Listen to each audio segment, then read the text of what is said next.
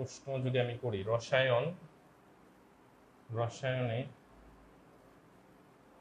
কেন দন্তন্য, আর হচ্ছে ধরো রামায়ণে কেন মূর্ধন্য।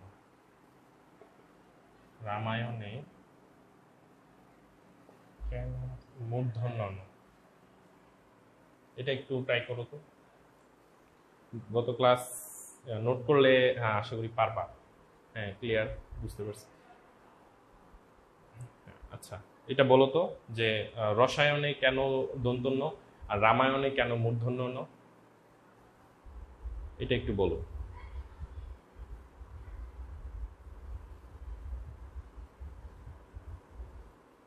কমেন্ট করো যে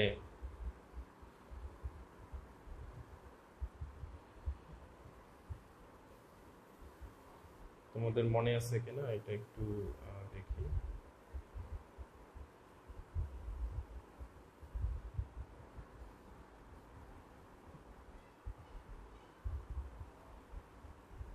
দেখো রসায়নের মধ্যে আমরা র পাইছি, দ্যাট মিন্স এটা হচ্ছে ব্যাটারি, ঠিক আছে। তো র এর পরে এই যে স চলে আসছে, আমাদের অন্তস্থ কিন্তু আমাদের কেবলের অন্তর্ভুক্ত, কিন্তু স কি কেবলের অন্তর্ভুক্ত, যার কারণে আমরা রসায়নে মূর্ধন্য দিতে পারবো না। আর রামায়ণে কি হয়েছে, এটা হচ্ছে ব্যাটারি, আমরা ব্যাটারি পাইলাম। ম হচ্ছে প বর্গের কেবল, অন্তস্থ হচ্ছে আলাদা যেটা, তো যার কারণে এখানে হচ্ছে দন্তন্যটা হবে না। বুঝতে পারছো সবাই?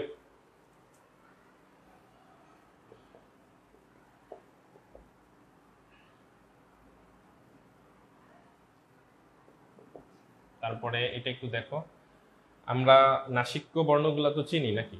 নাসিক্য যেই দুইটাই মূর্ধন্য ণ হবে না, তুমি একটু ভালো করে বোঝার ট্রাই করো রাকিব।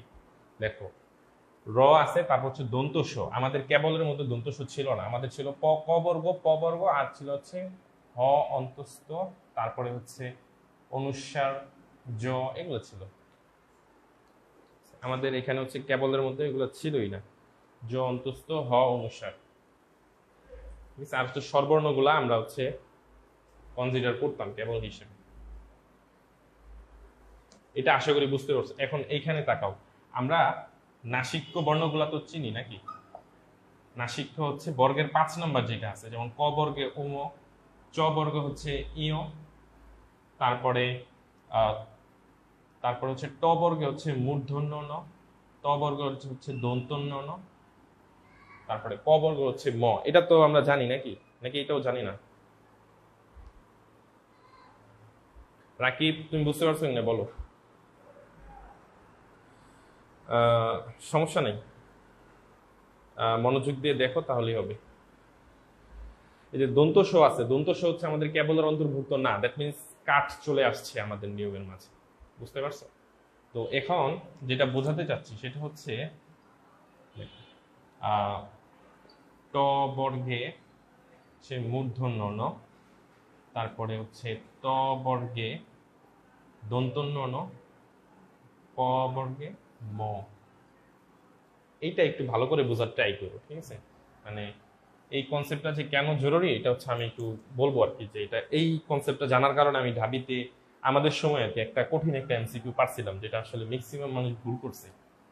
এখানে এটা দ্বারা বোঝাতে চাচ্ছি, ওম নাসিক্য সবসময় তার বর্গে যুক্ত হবে, ইয় নাসিক্য সবসময় তার বর্গে যুক্ত হবে, মূর্ধন্য ন তার বর্গে যুক্ত হবে, দন্তন্য ন তার বর্গে যুক্ত হবে, ঠিক আছে। কিন্তু ম সবগুলোর সাথে যুক্ত হতে পারে।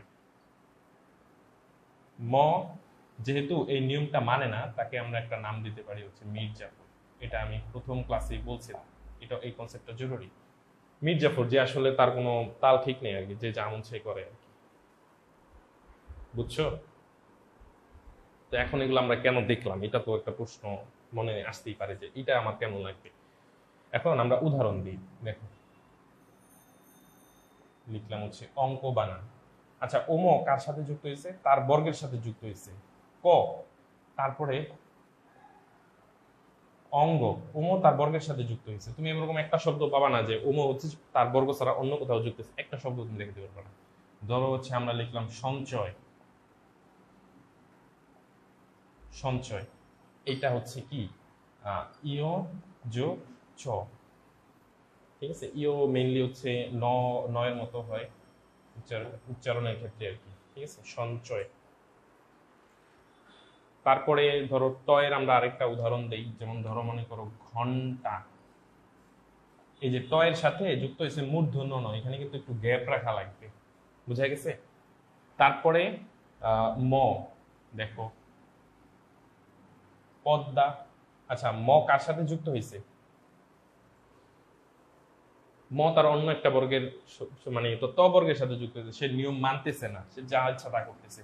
আবার আম্মা বানানে দেখা গেছে সে আবার এটা মেনটেন করছে, বুঝতে পারছো? অর্থাৎ ম যে কোনো বর্গের শব্দের সাথে যুক্ত হতে পারে, কিন্তু ক বর্গ, চ বর্গ, ট বর্গ, ত বর্গ, এই বর্গগুলা তার বর্গের মধ্যে যুক্ত হবে।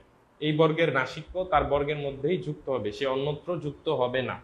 বুঝতে পারছো কিনা বলো? বুঝতে পারলে আমরা আগাবো।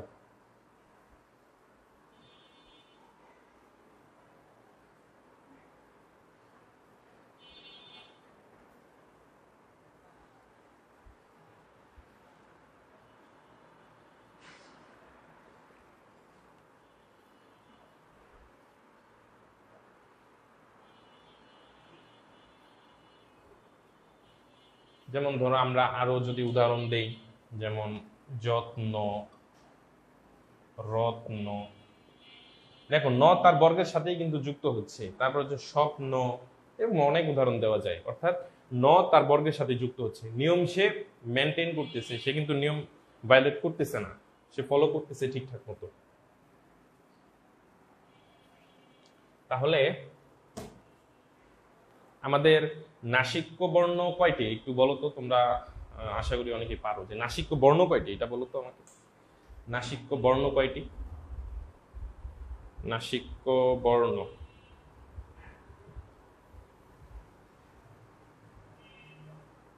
ভয়েস বা ভিডিওতে কোনো প্রবলেম ফেস করলে ইমিডিয়েটলি জানাবা, ঠিক আছে? আশা করি কোনো প্রবলেম নাই।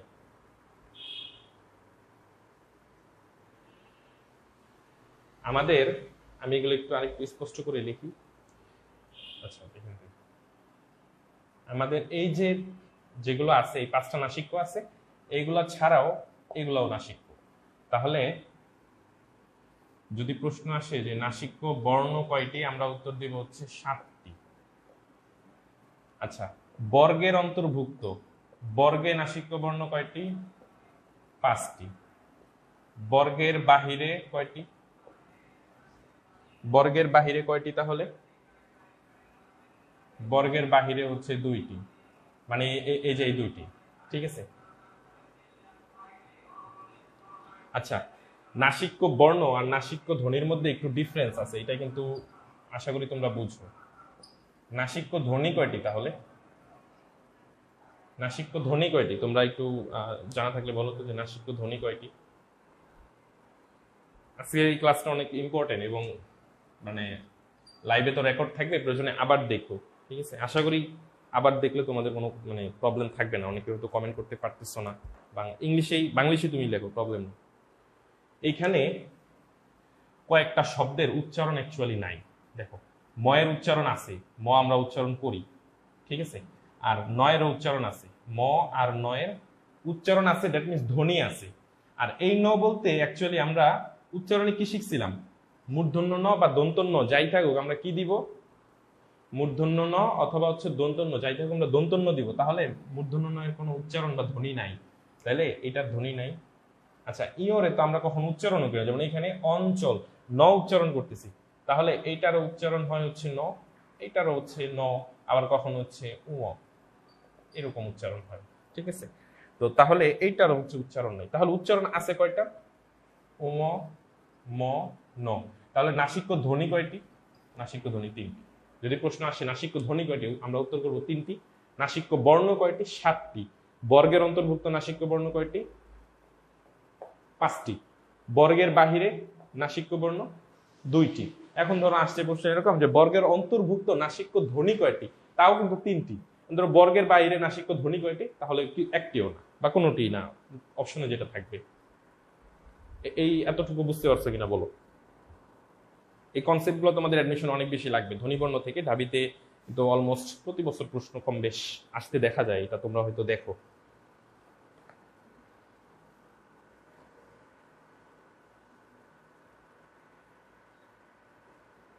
বুঝতে পারছো?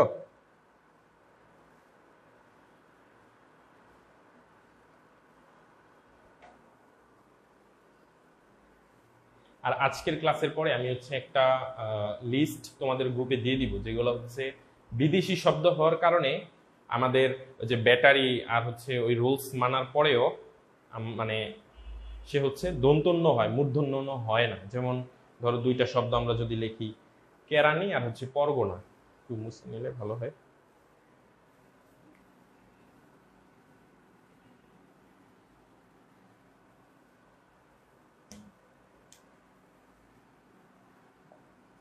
কেরানি,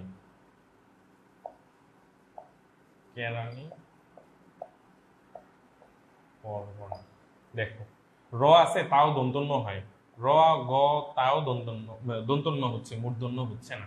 কেরানি শব্দটা হচ্ছে পর্তুগিজ শব্দ। বিদেশি শব্দে দেখো মূর্ধন্য ন বা সত্যবিধান নত্যবিধান কোন শব্দে হয়? সত্যবিধান নত্যবিধান অলওয়েজ হচ্ছে তৎসম শব্দে হয়। তো তৎসম শব্দের নিয়মের বানানে মূর্ধন্য স হওয়ার নিয়মকেই সত্যবিধান বলে, মূর্ধন্য ন হওয়ার বানানকে এই নত্যবিধান বলে। তাহলে বিদেশি শব্দ তো আমার হচ্ছে আর মূর্ধন্য হওয়ার সুযোগ নাই। পরগনা শব্দটা হচ্ছে ফার্সি শব্দ। এরকম এই লিস্টটা আমি তোমাদেরকে দিয়ে দিব, যেগুলো হচ্ছে ব্যতিক্রম, ব্যতিক্রম বা বিদেশি, এগুলা মুখস্থ করে ফেলবা, মুখস্থ করবা। আজকে আমি গ্রুপে পোস্ট করে দিব। আচ্ছা, ইও, ইওর উচ্চারণ আমরা কয়েকভাবে করি। দেখো ইও মানে হচ্ছে ইও, এই যে এরকম বলি না ইও।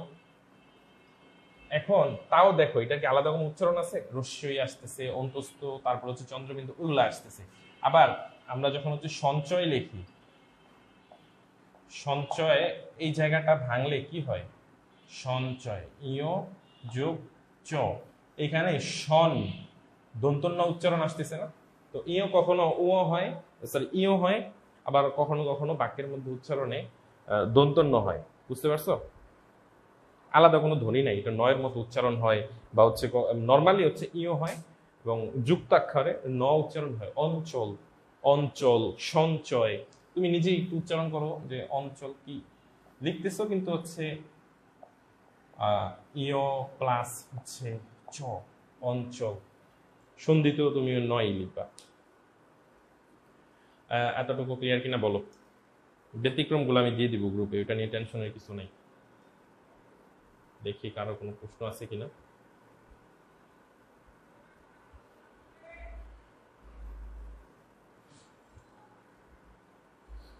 আমি মুছে দিব এটা, তোমরা কেউ স্ক্রিনশট নিয়ে নিতে পারো।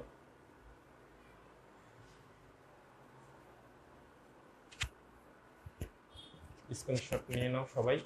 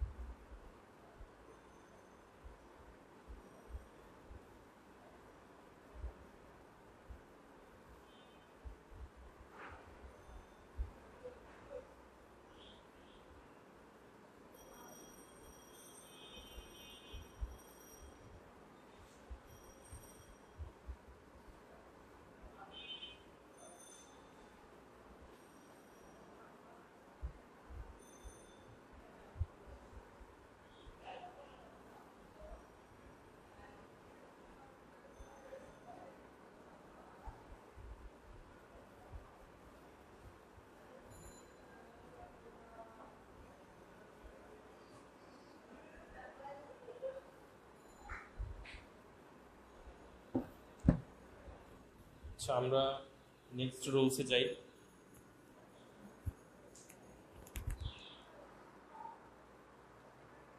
আজকে মাগরিবের আগ পর্যন্ত ক্লাস নিব না, যাতে হচ্ছে বানানটা শেষ হয়ে যায় পুরোপুরি। ঠিক আছে? তোমরা 9-10 বইটা সবাই হচ্ছে আজকে একটু দেখো, সবার কাছে কি 9-10 এর বই আছে তো নাকি?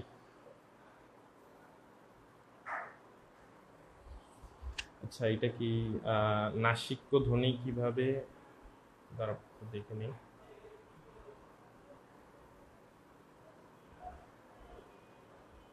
ওয়েট, নাসিক্য ধ্বনি কিভাবে তিনটি, এই জন্য। ও আচ্ছা, কিভাবে তিনটি সেটা জিজ্ঞেস করছো? সেটাই তো প্রথমে বলছিলাম, ময়ের আলাদা উচ্চারণ আছে, এই নয়েরও আছে, ময়েরও আছে আলাদা উচ্চারণ, এবং ওর আলাদা উচ্চারণ আছে। ঠিক আছে, তাহলে আমরা ইও আর হচ্ছে মূর্ধন্য নয়ের উচ্চারণ নাই। মূর্ধন্য নকে আমরা সবসময় কি উচ্চারণ করি?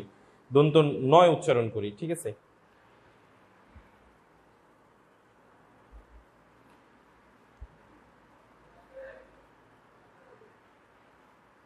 ন উচ্চারণ করি, আর ইওকে কখনো কখনো হচ্ছে ইও বলি। ইও আর ও অনেকটাই সিমিলার, ইও ও,